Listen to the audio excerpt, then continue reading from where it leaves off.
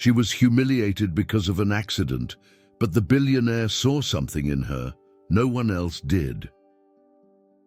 Before the story begins, tell me in the comments, where are you watching from? And if you love emotional love stories, full of challenges and fresh starts, go ahead and subscribe to the channel. That way, you help this project grow and we can keep bringing you more stories that touch the heart. Cassie Monroe clutched the strap of her worn-out bag as she hurried along the wet sidewalk. In Charleston, South Carolina, the morning air was still damp from the fog, and even though the sky was starting to lighten, the streetlights still struggled to illuminate the narrow roads of the historic city. She wore worn-out sneakers, faded jeans, and a navy blue blouse. With the subtle logo of Belmont House, the restaurant where she worked as a waitress, her face was calm but tired. Cassie, with her dark brown hair pulled up in a quick bun and alert honey-colored eyes, looked like she carried the weight of more than one life on her shoulders. She was 27, had light brown skin and a gentle expression, but rarely smiled. There was a quiet beauty about her, like something that blooms despite the concrete. That morning, like every other, she would do the first shift at the upscale restaurant, then head to the public library, where she'd spend a few hours studying for her pharmacology exam. At night, she'd face another shift at the campus diners, night counter, where she managed to scrape together a little more money. Inside the restaurant, the environment was spotless. Crystal chandeliers reflected golden light on the polished floor. The tables were covered with starched white cloths and silverware. Elegant customers sipped coffee in silence, reading newspapers or checking the stock market on their phones. Cassie moved between the tables with focused posture. She knew that one mistake there could cost her dearly. "Good morning, Mr. Whitman. The usual?" she asked politely, pouring coffee for a man in a grey suit. He simply nodded without looking up from his screen. She didn't mind. She had already learned that in a place like that, no one looked at the people serving them. She was invisible, and in a way, she preferred it that way. At exactly 11 a.m., Cassie quietly slipped through the side door and went down the stairs of the restaurant. In the cramped basement, she sat on a wooden bench and opened her lunchbox. Rice and beans and a piece of chicken. Her aunt had made it. The same aunt who raised her with a firm hand after her parents disappeared from her life when she was still a child. "Don't give yourself the luxury of making mistakes, Cassie," she would always say. "For us, mistakes cost more."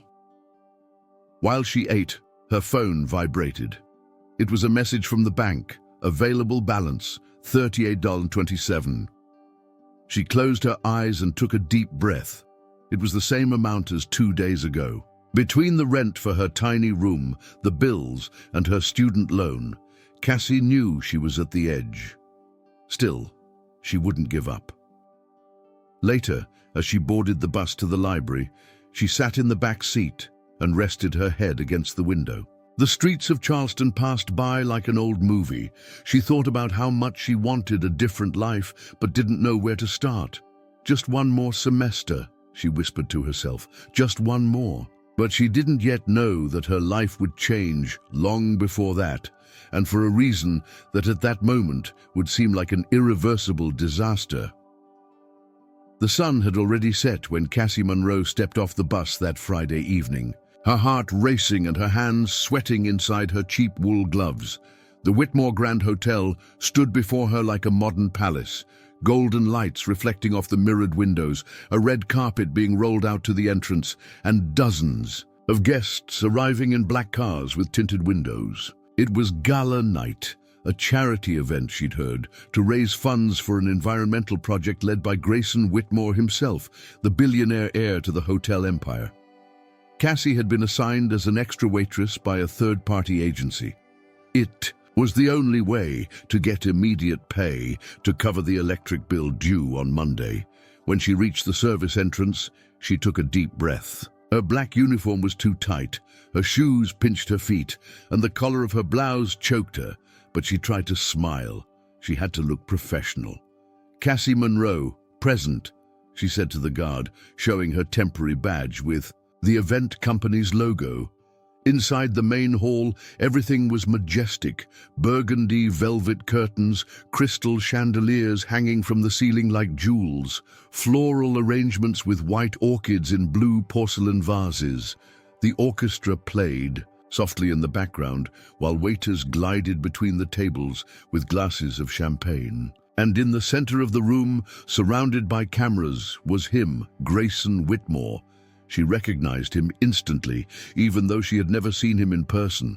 Tall, imposing, dressed in a perfectly tailored black suit that fit his athletic frame. Dark blonde hair slicked back, neatly trimmed beard, blue-gray eyes analyzing everything with cold precision. He rarely smiled, spoke softly, but commanded every gaze in the room. Cassie turned her face away and tried to focus. The tray of glasses clinked lightly in her hand. She walked carefully, balancing her steps between the luxurious tables and the high heels of the guests. But inside, her mind was a whirlwind. Don't trip, don't drop anything, don't draw attention. And then it happened. As she turned to serve a glass to a distracted couple, her foot caught on the invisible edge of a decorative rug. The stumble was silent, but the fall thunderous.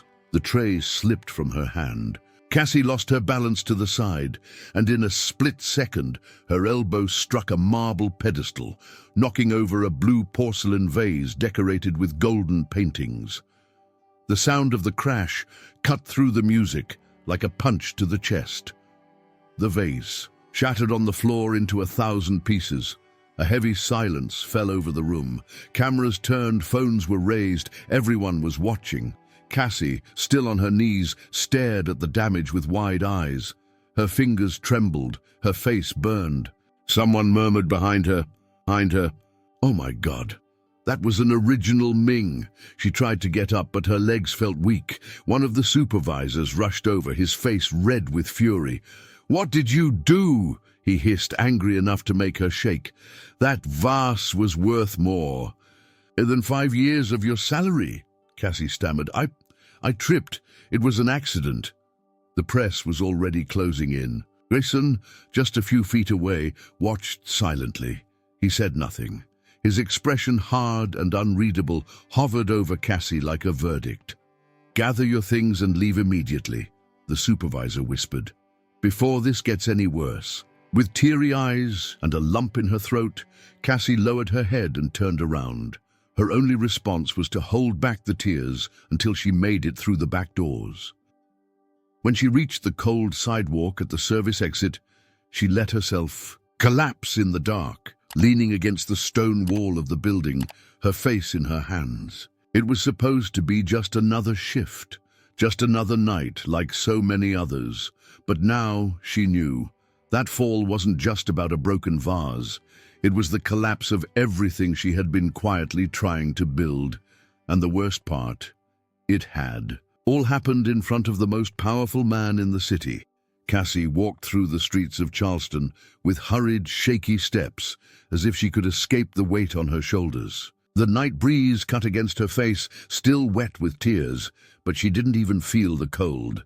The images of the ballroom, the shards on the floor, the judging eyes, and Grayson Whitmore's silence played in her mind like a nightmare that wouldn't stop. When she got home, a small rented room on the upper floor of an old house in the West Side neighborhood, she closed the door slowly, sat down on the floor, and let herself cry. Not just any cry, but the kind that had been held in for too long. The kind that mixed exhaustion, shame, and a desperate fear of what would come next. Her phone buzzed on the bed. Cassie wiped her eyes with the sleeve of her uniform and picked it up.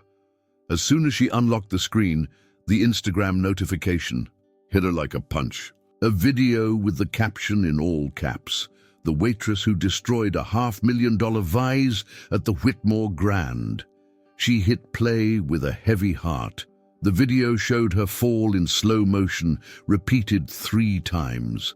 It was mocked with sound effects, memes, and sarcastic voiceovers. A famous influencer said, "Ladies and gentlemen, meet the new enemy of porcelain objects." straight out of Charleston, the Crystal Destroyer. The video already had over 80,000 views. Cassie put a hand over her mouth, stifling a sob. Every like, every comment felt like a stone. She did it on purpose, has to be. Poor thing. Or scammer. How do they let people like that into events like this? The phone rang. It was the event company. She answered silently. Cassie Monroe. The voice was harsh. You're dismissed. The hotel's management doesn't want your name associated with any of their events, and frankly, neither do we. Cassie couldn't answer. She just heard the sharp click of the call ending. She remained still, sitting on the floor, the phone still pressed to her ear. Silent tears ran down her face. My God, she whispered, squeezing her eyes shut. Why, I just wanted to work, that's all.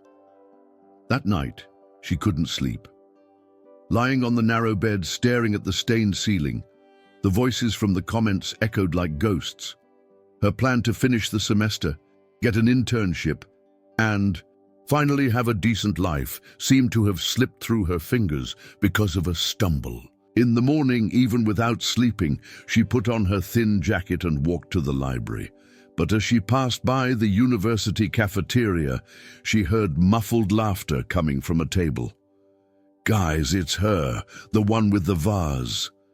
Think, she's going to knock over the books now? Cassie felt her face burn. She quickened her pace without looking back. She sat at a table in the back of the library, pulled out her nursing books, and opened them at random. But the words looked like they were in another language. Her mind was elsewhere, still trapped in the sound of the vase breaking, the laughter and the cold eyes of Grayson Whitmore. And in that moment, for the first time in years, she thought about giving up, but something inside her still resisted. A faint but stubborn voice that said, "You've survived worse, Cassie. This isn't what's going to take you down." Still, she didn't know that in the silence of that scandal someone had been watching, someone with the power to turn humiliation into a new beginning. And that someone was the very man in front of whom she had stumbled. The morning after the scandal, Grayson Whitmore walked through the glass-lined corridors of the executive suite at the Whitmore Grand with the firm posture and distant look that intimidated even his own directors. His navy blue suit was flawless, the luxury watch snug on his wrist, and his phone always in hand. But that day, something was distracting him. That image still hadn't left his mind, the eyes of Cassie Monroe, wide, vulnerable, trying to hold on to her dignity in the middle of the wreckage. He remembered exactly the moment he first looked at her, kneeling, trembling fingers trying to gather the porcelain shards while the entire room watched her like a pathetic spectacle. Grayson hadn't said anything at the time, not out of indifference, but because something in that look had frozen him. There was truth in it. Fear, yes, but also a pain he recognized. A pain he himself had learned to hide years ago. As he entered his meeting room, he tossed his jacket onto the chair and turned to his personal assistant, Dean, a meticulous middle-aged man, always carrying a digital clipboard. "I want you to find out everything you can about the employee who fell during the event last night. Full name, background, ties to the third-party agency, everything." Dean looked at him, slightly surprised. "Mr. Whitmore, the incident has already gone viral. The press team recommended letting it fade. She's been dismissed. We no longer have any connection." Grayson cut him off, cold but sharp. "I didn't ask for your opinion. I asked for a report." Dean lowered his eyes. "Of course, sir, within 2 hours." Grayson walked over to the glass window and looked out at the city below. Charleston was waking up, with its pastel-colored colonial homes and streets still damp from the night dew. But to him, it all felt distant, because in his mind, he was stuck in another time, a memory from when he was just an 8-year-old boy, hiding behind the counter of the hotel laundry, the same hotel where he now ruled as CEO. He saw his mother, wearing a grey uniform, being insulted by a wealthy guest after a sheet had been switched by mistake. The woman shouted, demanded punishment, and his mother, though innocent, was fired without a chance to defend herself. No one listened to her. No one even looked her in the eyes. And now, years later, facing a new incident. Again, a humble woman, once again a public humiliation. He saw the same look, the same silence screaming for justice. When the report arrived, Grayson read it carefully. Cassie Monroe, 27 years old, single, no record. Occasional employee from event staffing agencies, night nursing student, raised by a maternal aunt. No lawsuits or professional warnings. Has worked since the age of 16, monthly income below the national minimum wage. First in her family to attend college. Grayson closed the file and leaned his elbows on the desk. He took a deep breath. "She's not an opportunist," he said softly, more to himself than to Dean. "She's the image of what my mother once was." Dean looked at him cautiously. "Would you like some kind of financial compensation? A settlement?" Grayson stared at him firmly. "No, I want to speak to her." Dean frowned. "Sir, with all due respect, this could be misinterpreted. After everything, the company's image—" Grayson interrupted again, this time more directly. "Then let's control the narrative before it controls us. But before anything else, I need to understand who Cassie Monroe is, and why, out of all the faces that night, hers is the one I haven't been able to forget." The assistant nodded and left in silence. Alone in the room, Grayson looked back out at the city. For a moment, the relentless CEO expression faded. What was left was just the man, the son of a forgotten woman, now standing before the chance not to repeat the same injustice. And there, between the cold glass and the warm memory of pain, Grayson made a decision that would change the course of both their lives. Cassie had spent the entire morning sitting in the same corner of the library, but she couldn't read a single line.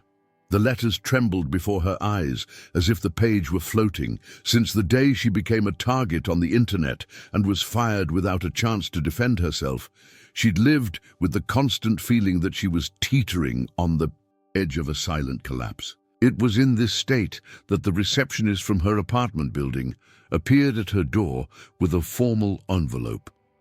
The paper was thick, the name printed in gold, Whitmore Philanthropic Foundation. Inside was a direct invitation to attend a meeting. That same afternoon, Cassie froze. Her fingers clenched the envelope tightly, as if it were a disguised threat. She thought about tearing it up and throwing it away, thought about not going, but the doubt gnawed more than the fear. Why does he want to see me? Is he going to sue me? Make me sign something so I can never speak about what happened? And if that was it, she couldn't afford a lawyer. At 2:45 p.m., she put on the only decent blouse she owned, light blue, steamed smooth, and tied her dark brown hair in a simple bun. Her hands were cold and her stomach churned. The foundation's office was in an old brick house, surrounded by tall trees, elegant but unpretentious. It was a quiet place with a peace that at first felt strange. As she entered, she was greeted by a warm-looking black woman, her graying hair pulled into a bun and a wooden bracelet on her wrist. The receptionist smiled kindly. "Miss Monroe, Mr. Whitmore is expecting you upstairs." Cassie climbed slowly. The wood on the stairs creaked softly, the sound echoing in her mind like a clock about to explode. Her legs felt heavy. Cold sweat trickled down her back, despite the gentle air conditioning. When she pushed open the slightly ajar door to the indicated room, her heart nearly stopped. Grayson was there, alone, no tie, his white shirt unbuttoned at the collar and sleeves rolled up. He was standing by the large window overlooking a blooming garden. He seemed less imposing than in the magazine photos or public appearances. He looked human. When he heard the door creak, he turned slowly. His blue-gray eyes landed on her calmly. No trace of judgment, no sign of superiority. "Cassie, thank you for coming," he said, his voice lower than she expected. She stayed, near the door, shoulders slumped, fingers intertwined. She didn't know if she should sit. She didn't know what to say. "You can sit down, this isn't a trap," he added, gesturing to the chair in front of the solid wood desk. She approached, swallowing hard, and sat stiffly. Her voice came out soft but steady. "Why did you call me here?" Grayson walked over slowly, unhurried, and sat across from her. The silence between them lasted a few seconds, until he broke it with a quiet sigh. "Because, after the night of the event, I couldn't stop thinking about you." Cassie frowned, surprised. "Thinking about me? Why?" He leaned back in his chair and studied her, as if searching for words that wouldn't sound fake. "I watched the video a few times, and yes, everyone saw you fall, break an expensive vase, and be humiliated. But I saw something else. I saw someone who got up, someone who tried to gather the pieces with dignity, even while being crushed by people's stares." She looked away. "People laughed at me. I was fired in front of everyone. I'm not the kind of person who bounces back easily." "No?" he asked without accusation. "You lost your job, had your image dragged through the mud, were torn apart on social media, and you still came here. That's more than most would do." Cassie took a deep breath. "What do you want from me, Mr. Whitmore?" "I want to offer you something no one has given you so far, a second chance, a fresh start." She looked at him for the first time. Her eyes were red, tired but alive. "A fresh start, how?" "A position at the foundation," he replied. "Administrative assistant, nothing glamorous, but it's honest work. Fixed salary, respectful environment, and flexible hours so you can keep studying.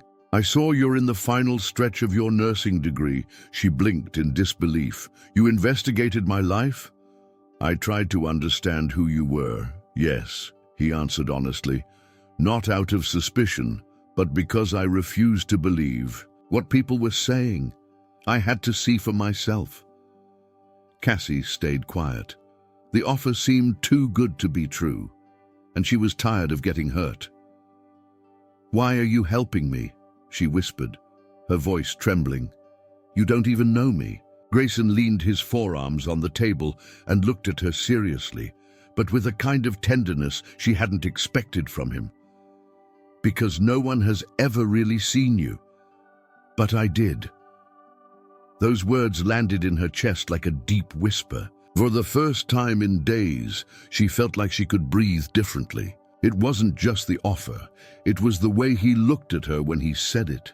A look that didn't see a mistake but value, that didn't see a fall, but the quiet courage of someone who gets back up. Cassie lowered her eyes, her hands clenched. In her lap, she still didn't know what to say, but something inside her, something forgotten, that was starting to believe that maybe, just maybe, she still had a chance to rebuild everything she thought she'd lost. Cassie accepted the offer. That same day, even though part of her still doubted it could be real. She still woke up startled in the middle of the night, thinking it was all just a beautiful dream about to fall apart.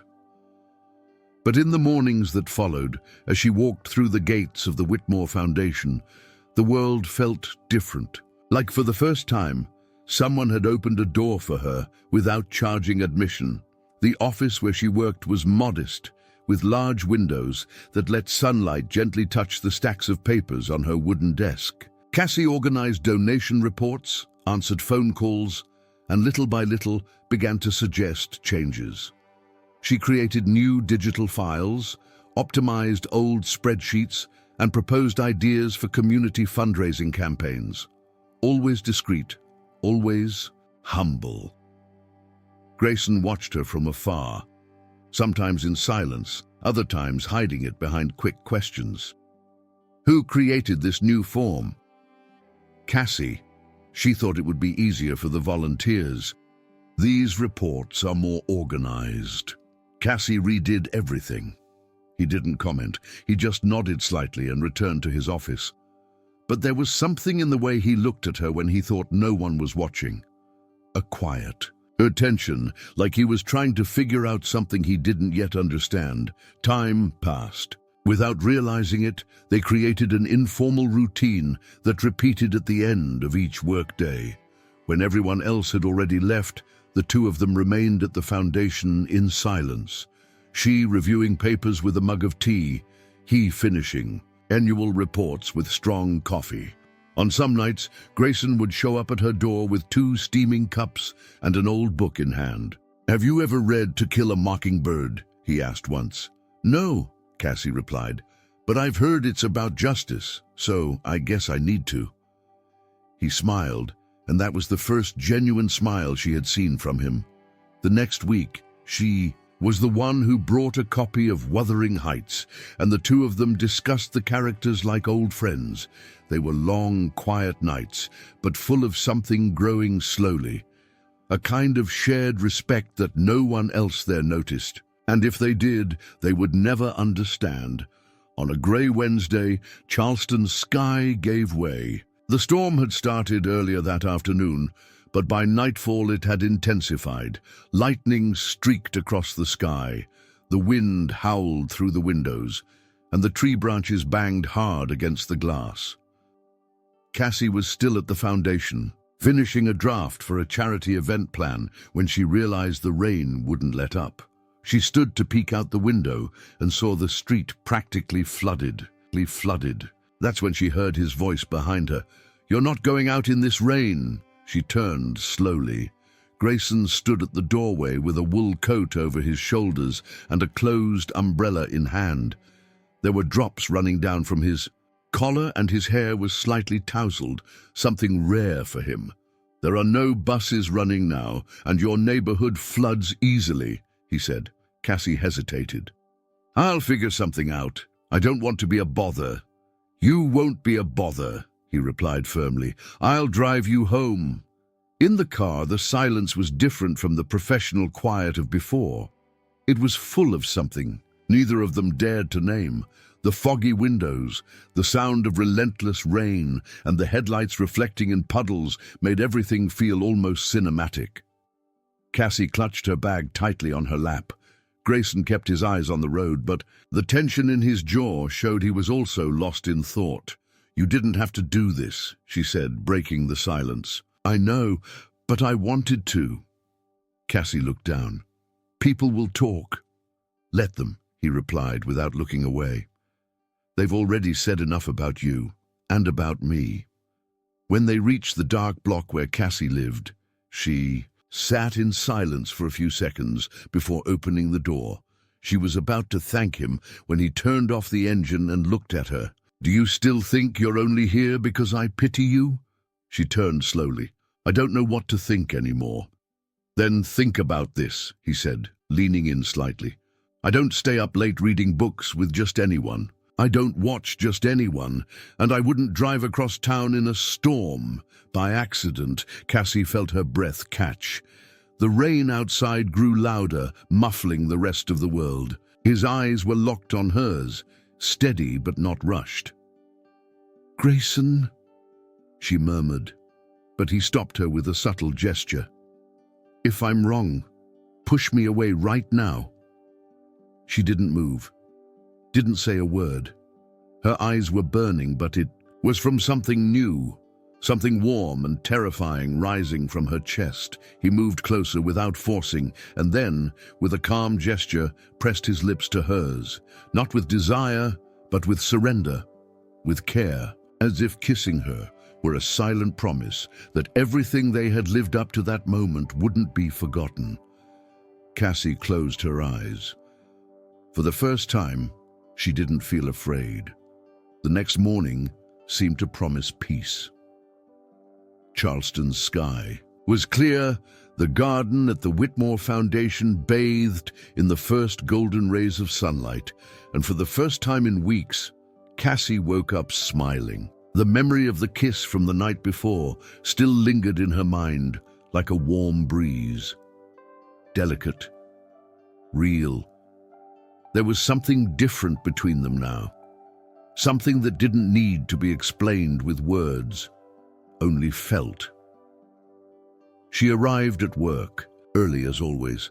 She organized the files for the afternoon meeting, made coffee, and left an extra mug next to Grayson's desk, already knowing he'd show up soon after with that tired look and eyes that lately seemed a little less cold. But the calm didn't last long. Around 10 in the morning, phones started vibrating. The receptionist, who had been smiling before, exchanged nervous glances with a co-worker. An intern showed her phone screen with a frightened expression. Cassie sensed the shift in mood and picked up her own phone, her heart racing without knowing why. When she opened the browser, the headline was there, in bold capital letters splashed across gossip sites and social media: the new protégé of the Whitmore empire. Waitress becomes assistant and wins over billionaire. After hotel scandal below were photos of her getting out of Grayson's car during the storm. The cruel zoom captured her rain-soaked face, her tired expression, the motion of her hands as she closed his car door. Next to it, images of the shattered ballroom, the broken vase on the floor, and finally, a montage of the two scenes. The fall and the kiss, edited in a distorted way, as if the entire thing had been staged. The text was even worse. It accused Cassie of using the accident to get close to the businessman, hinted that it was all part of a plan to climb the ladder, and cited anonymous sources claiming she had been playing the victim from the start. Influencers dug up the old videos again, now adding malicious insinuations. The hashtag #Cassie Whitmore climbed the trending list, filled with sarcasm, vulgar edits, and judgmental takes. Cassie dropped the phone as if it had burned her hand. "No, no, not again," she murmured, bringing her fingers to her mouth. The floor seemed to spin. It was happening again, the exposure, the public shame, the humiliation with no defense. She ran out of the room, down the hallway, and pushed through the back door of the foundation, trying to breathe. The air felt heavy, the world far too cruel, and she was exhausted.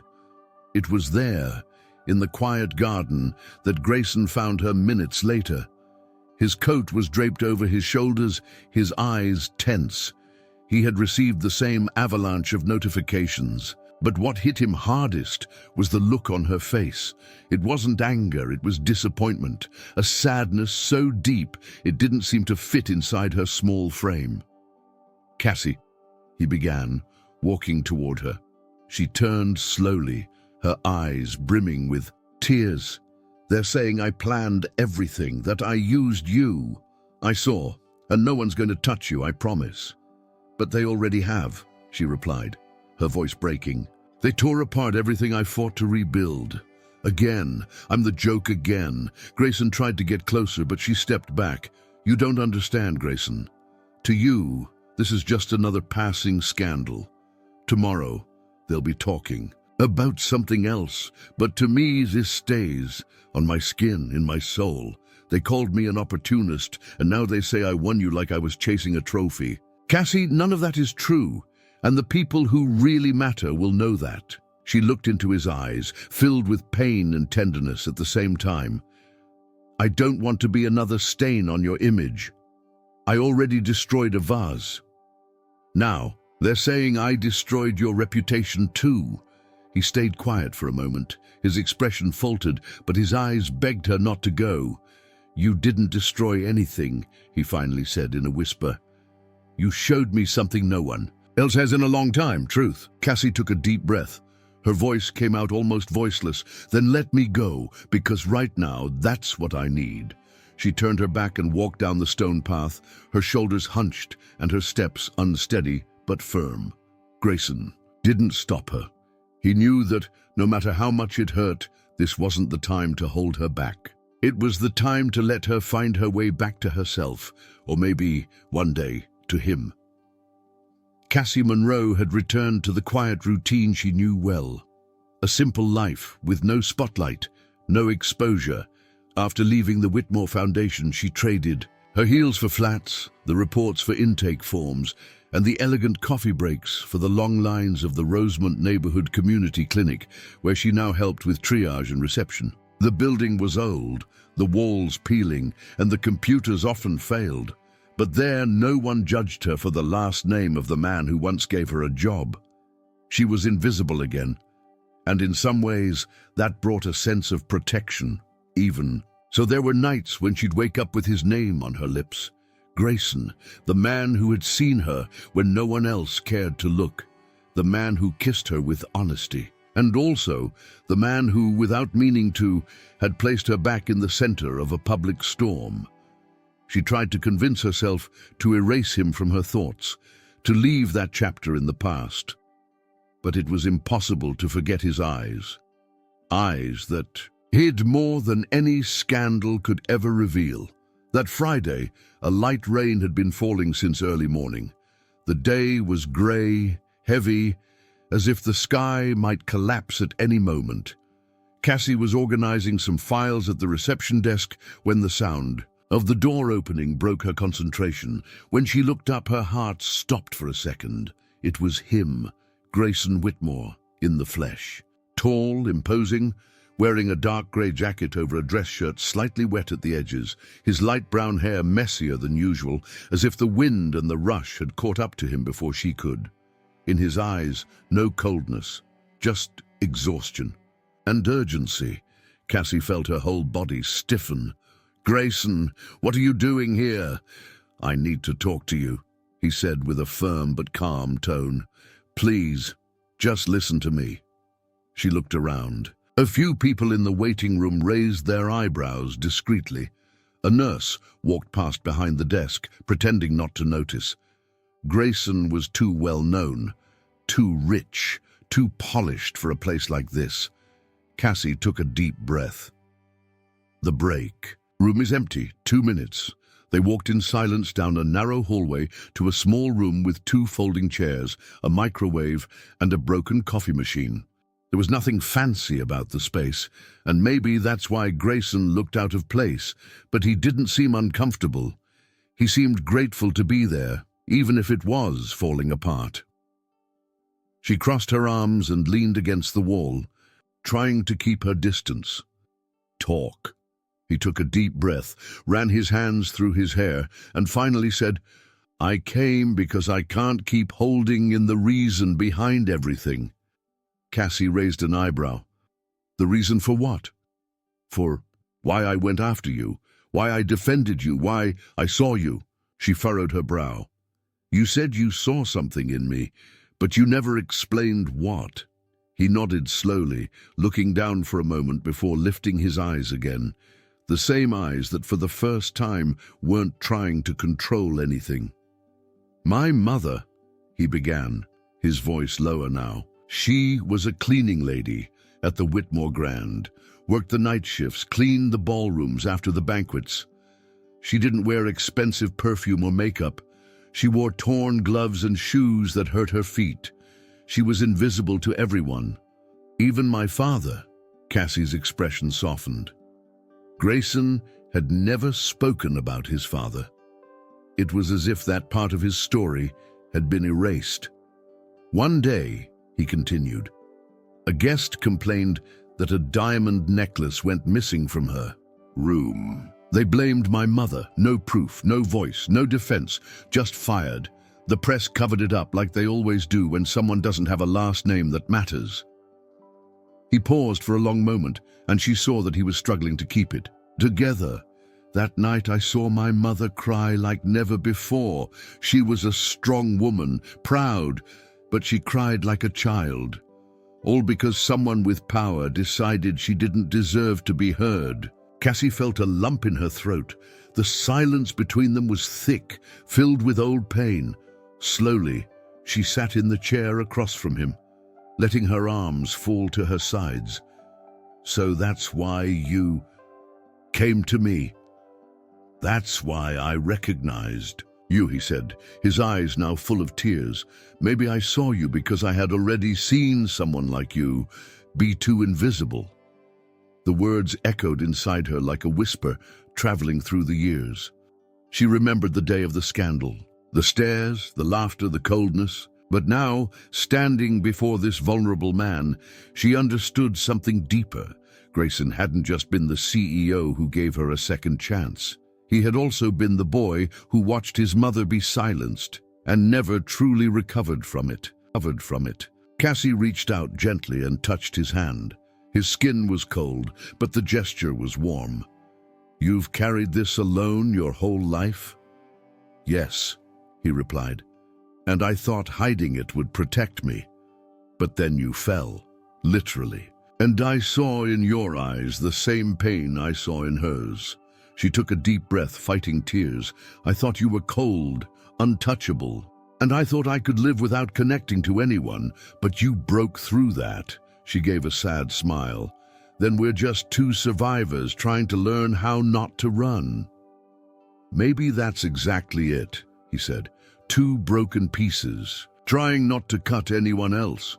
Cassie looked into his eyes for a long moment. Then she squeezed his hand a little tighter. "Thank you for telling me this. It changes everything." He looked back at her, lighter now, like someone who had finally let go of something that had hurt for years. "I hope it does. Because I don't want to hide how I feel anymore. Not about you, not about me." Outside, the rain had finally started to fall, but inside that small room, for the first time, the past had room to heal. Not through rushed promises, but with truth.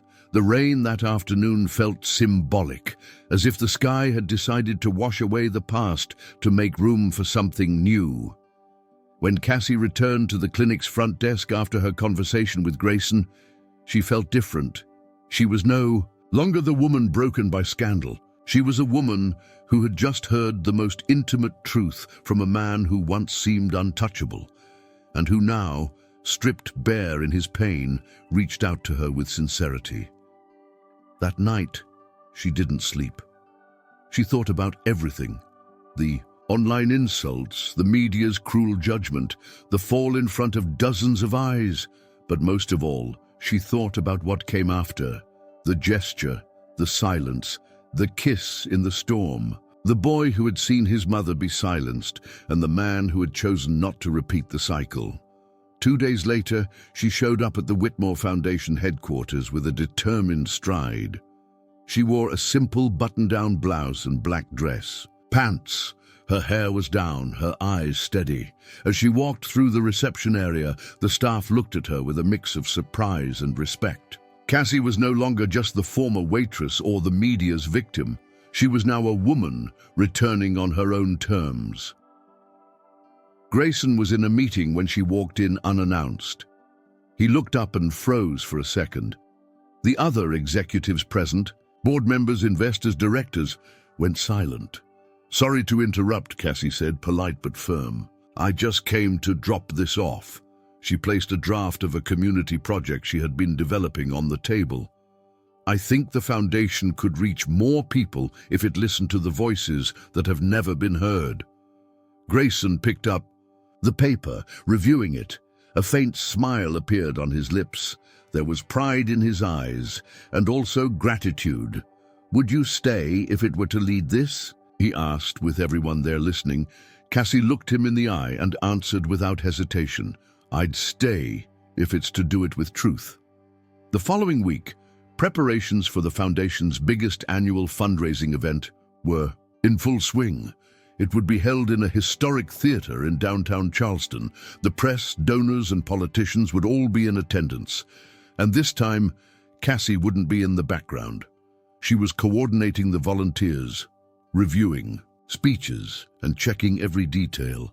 Grayson watched her with growing admiration. She was calm in chaos, attentive to the smallest gestures, and above all, never pretended to be someone she wasn't.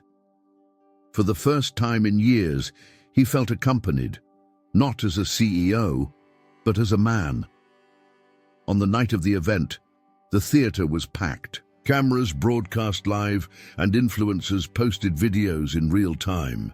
Cassie wore a moss green dress made of light fabric, understated but elegant. Her hair was pulled back into a low bun, and her expression was serene. Grayson took the stage at the end of the ceremony to thank the donors and present the new project led by Cassie. Everyone expected a formal speech, but he held the microphone with a different intention. He took a deep breath and looked out at the audience. Then his eyes searched for Cassie among the guests.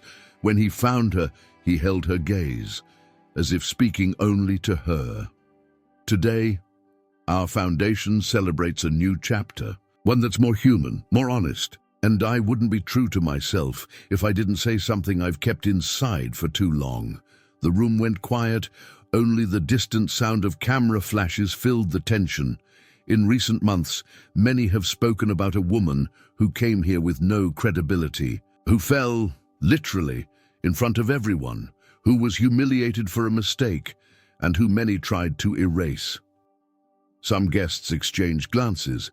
The reference to the scandal was direct. The tension grew. Grayson continued, his voice steady, unwavering. But what no one saw is that this woman got back up, that she earned the respect of everyone here through her own merit, that she taught me what truth looks like, without masks. He paused, his gaze still locked on Cassie. And now, in front of everyone, I want to say, I love her. There was a quiet murmur, then silence. Grayson stepped forward, the microphone closer to his lips. She's not the one who stains me. She's the one who cleans me of what I've become. A soft clap came from the back of the theater, then another. And soon the entire audience was on their feet, applauding, not just for him, but for her, for the woman who endured, who returned, who proved that love is not scandal, it's courage. Cassie stood still for a few seconds. Her heart was beating, so loudly she could barely hear the applause. Grayson stepped down from the stage slowly, walking toward her under the watchful eyes of everyone in the room. When he reached her, he extended his hand. Will you let me live this for real? She took his hand gently and answered in a firm whisper, now, no more running. He pulled her into a gentle embrace, and there, under warm lights and attentive eyes, the two revealed themselves without masks, not as billionaire and assistant, but as two survivors who chose to walk forward together. Time passed with the ease of those who understand that love, when it's real, doesn't need to rush. After the charity event, the narrative about Cassie Monroe changed.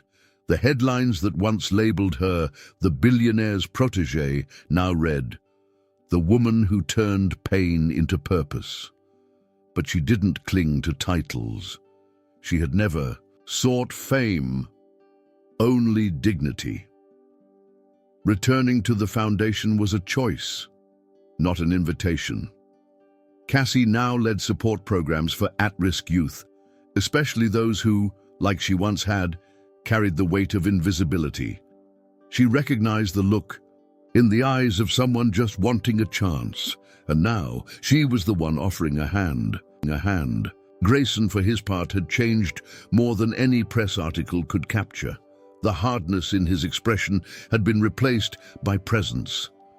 He no longer spoke with the voice of someone who imposes, but with the listening of someone who had learned that real power isn't in what you control, but in what you share.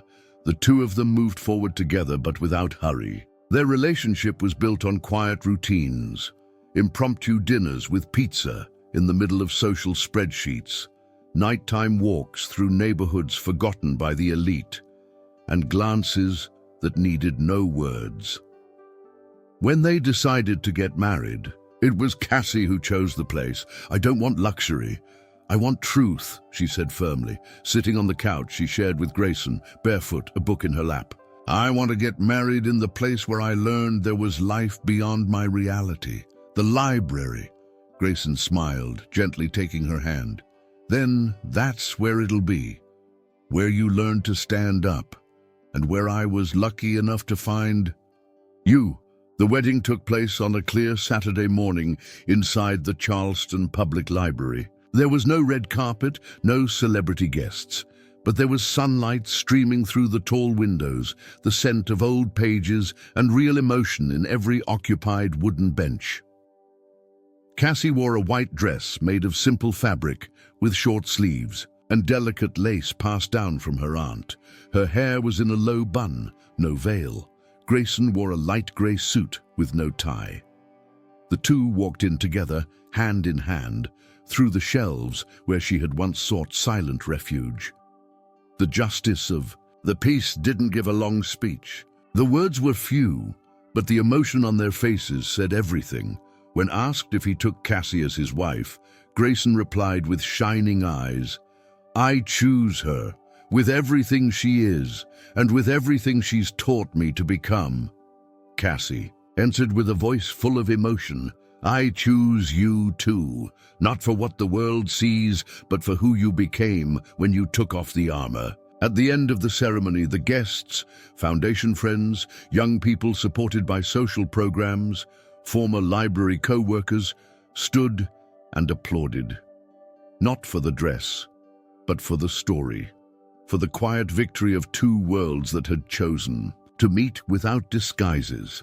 In the days that followed, a video of the ceremony quietly filmed by a volunteer went viral on social media. But this time, there was no scandal, only truth.